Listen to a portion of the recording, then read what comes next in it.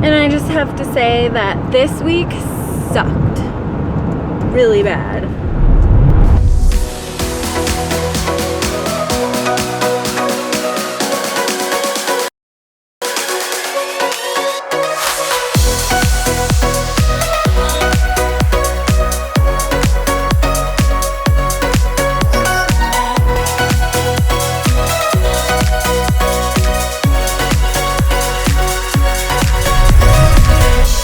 How am I feeling this week?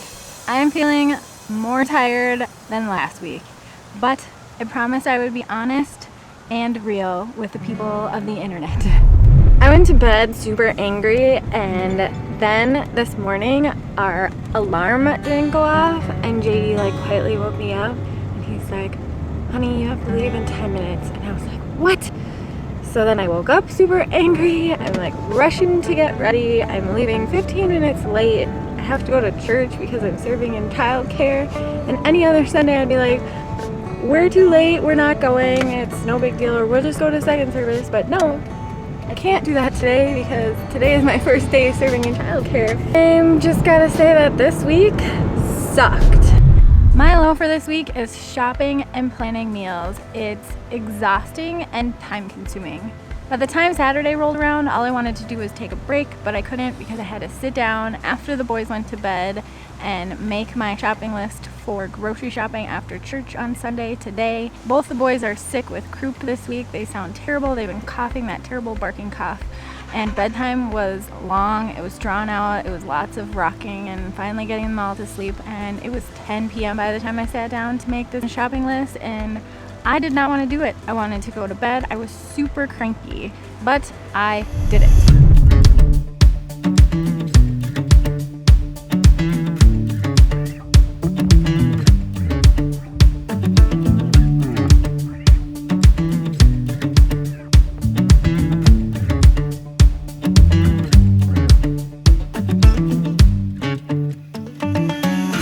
My high this week was learning how to cook shrimp, a food I love, at home.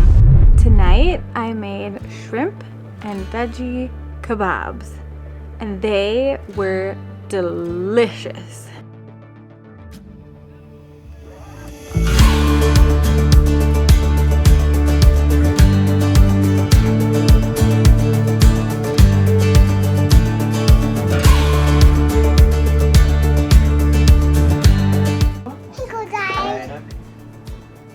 Daddy. Well, thank you. These are Christmas PJs. Gibson was not feeling good, so he didn't really eat anything, but Maverick gobbled them up, and JD even approved too. And they were actually really easy to make and pretty quick to make too. I'm excited about a new recipe that's healthy. Yay! It's morning time, and I'm sitting here doing my morning quiet time with God, and then I'm reading from Brooke's book, and this really stood out to me. She said, remember, a craving is a signal the body sends to eat the right amount of nutrients or stay hydrated. Frame each craving as an opportunity, an alarm that reminds you to take a moment for self-care, permission to stop and assess what your body really needs. And that really goes along with what I'm working on this week, working on self-care. And then she goes on and gives you 10 ways to turn cravings into self-care, and they're all really good. She also talked a little bit about hopeful diets. She wrote, the Journal of Consumer Research found that people are hopeful when they think about the future, and therefore tend to be aware of eating for the future. A healthy diet is a hopeful diet. And that's so true. I love that. I am eating healthy because I am hopeful for the future. One last thing from her book here is she quoted Proverbs 29:18. It says, when there is no clear prophetic vision, people quickly wander astray. But when you follow the revelation of the word, heaven's bliss fills your soul.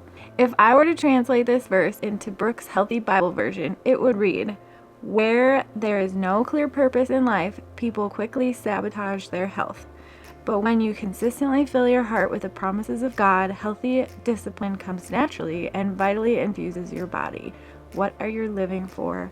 How are you fueling your destiny? I want to be healthy for what God has for me. I'm wanting a hopeful diet, and I want to have a healthy diet to live for the future. It sounds like my boys are awake, and it's time to start the day.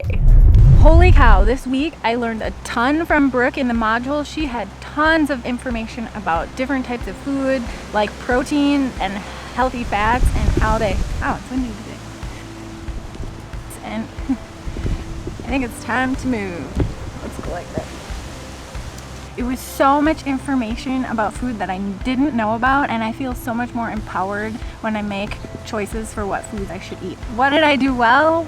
I drank my detox water every morning, and it still doesn't taste amazing, just being honest. I ate all my meals, and I didn't cheat once, not even on cleanse day. Today is cleanse day, and so that means that I don't eat anything for the day. Except for you eat like really small snacks at breakfast, snack, lunch, snack, dinner. So 5 times for the day. And it's a really small snack, like 6 cashews or 1 apple slice. And I think the concept behind that is that you're cleansing your body, but you're not putting it into starvation mode where it starts storing fat. It's still burning it. And I did really good today. I wasn't hungry because I was super busy doing a photo shoot. I was doing homeschool photos all this morning. But now it's dinner time, and I have to make a meal for my children and my husband, who's been working outside all afternoon. And I'm looking at all this stuff and I'm like, I want to eat this. Seriously, I just looked in the cupboard for a can of corn over here, and what did I see? I saw these coconut flakes. And I was like, I can have those. And then I thought, no, I can't. Gosh darn it. I have a few things I need to work on. I need to work on complaining. Holy cow. I complained way too much this week. My poor family. I feel so bad for them. Especially JD. Sorry, JD. I've been cranky. My goal was to work on self-care this week, and while I tried, I realized that with this whole new system, I just haven't had time. I'm hoping that as this new meal plan becomes kind of a second nature to me, I'll be able to work on things like getting more sleep and quiet time. So in closing, this week was really hard, but I have the joy of the Lord. I went to church today and I feel refreshed, and now I'm ready to let's hit this next week hard and be joyful.